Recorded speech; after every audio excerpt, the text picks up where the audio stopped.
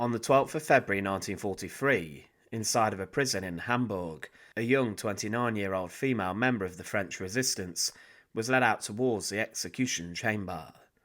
She was grabbed by the executioner and his assistants, and was then thrust quickly under the fallbeil, the all-metal guillotine device favoured inside the Third Reich, and her neck was placed directly under the slanted blade. Within a minute of entering the chamber of death, the head of France Bloch-Serazin was taken clean off. Throughout World War II, many members of resistance groups inside occupied countries and lands saw their captured forces be sent back to Germany, where they were tried in front of notorious Nazi courts. After their trials, they were sent back to German prisons to await their executions, and they were then said to have been traitors to the Reich and their overlords who were occupying their countries. They were forced to obey the invaders and their enemies, and if they did not, they paid the ultimate price, and many lost their heads. In this video we look at the horrific execution of the guillotined female French resistance fighter. To support our channel, please make sure to subscribe.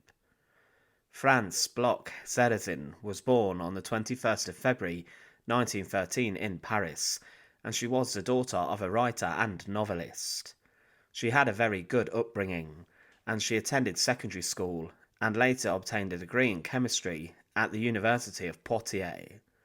She was a very gifted scientist, and in 1934 she joined the laboratory of a professor who was very high-ranking, Professor Urbain, in Paris at the Institute of Chemistry. But politically, Frances was a communist, and she joined the party officially in 1938 and was vocally in support of the Spanish Republicans who were fighting against Franco's rule in the country. But at the time in Europe, there was a growing and looming danger of the Nazis, and it was clear to most that Adolf Hitler was building up his army and forces ready for a new global conflict. Attempts to appease Hitler and the Nazis were failing, and it was clear to countries that bordered Germany that they were now facing a growing threat. When the Second World War broke out, France and Britain stood in the face of Hitler and took the fight to him, backing Poland after the invasion.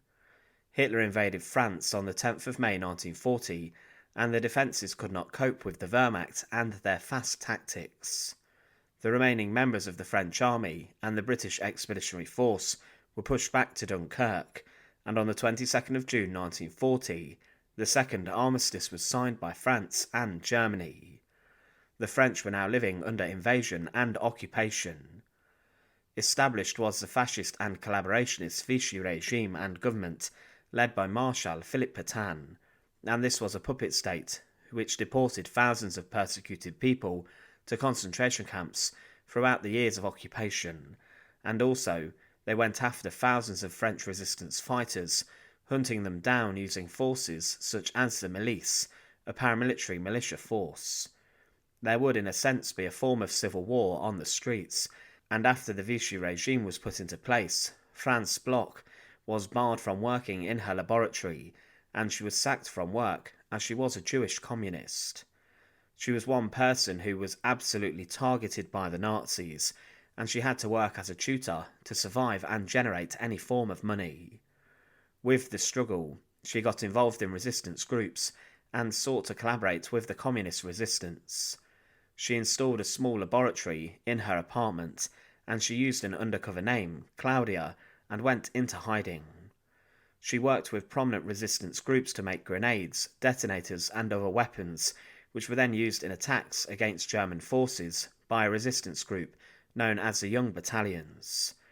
The wave of attacks using weapons and chemicals made by France Bloch were widespread, but the Germans, after carrying out their investigations, knew that there was some expert in chemistry who was making these devices. They began to gather intelligence, and eventually on the 16th of May 1942, Bloch was arrested by the French police, who were in collaboration. She was locked up inside of a Paris prison, and then underwent a horrific ordeal of interrogation and torture. Over the course of 4 months, she was battered and brutalised inside the Gestapo chamber, but she never gave over any information as to what the resistance were doing. She was then brought to a German military tribunal, and there were 18 others who were tried too, and they were all, for their resistance to the occupation, sentenced to death. France Bloch, being a woman, was spared immediate execution. The men were all condemned straight after their trial, but she was actually then transported to Germany to face her fate. German guards accompanied her and took her by train, and she was then locked up inside of a fortress in Lübeck with other members of resistance groups from all over occupied lands and Europe. Inside of the prison, she was tortured further for information, but was then in February 1943 transferred to Hamburg and a prison where she was to await her date with the executioner. She wrote a final letter to her husband before her execution and said, "I die for what we fought for. I fought. You know like me that I could not have acted other than I acted. We cannot change." The method of her execution was the German guillotine, known as the fallbeil or the falling axe. The Germans modified the French guillotine and created an all-metal compact device that could take heads off very quickly within a matter of seconds of someone entering the chamber. Certain executioners boasted that it took just 7 seconds from someone entering the chamber from the blade being released upon the condemned, and this all happened whilst a bell tolled across the prison, informing other inmates that one of them was to be executed. When the bell stopped, they knew the grisly job had been performed. In the Hamburg prison courtyard sat the fallbeil. On the 12th of February 1943, the 29-year-old France Bloch was brought out to the execution device. The executioner that day was Friedrich Herr, a man who would take hundreds of heads inside of the Reich.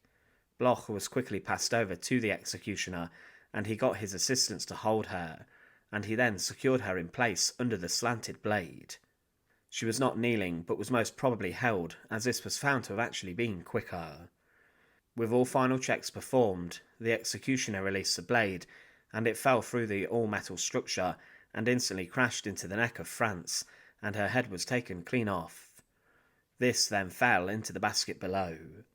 It was for the Nazi executioner just another head taken off someone who defied the Nazis and Hitler, and he collected his bonus payment for executing the 29-year-old female French resistance bomb maker. The remains of Frances Bloch were actually buried in the Erzdorf cemetery in Hamburg, but 5 years later, at the end of the Second World War, her remains were dug up and exhumed, and she was then buried inside of a cemetery in the former Natzweiler Struthof concentration camp, a former Nazi camp established within French territory. She is still buried there today. In the year following her execution, her husband was assassinated by the Gestapo in France too, but her parents did manage to survive the Holocaust. In the years after her execution, France Bloch-Serazin was awarded the Legion of Honor, the Resistance Medal, and the War Cross, and she is remembered today as a heroine of the French resistance.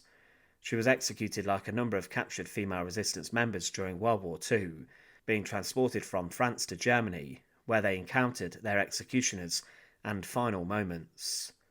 Thanks for watching. To support our channel, please make sure to subscribe, and once again, thank you so much for watching.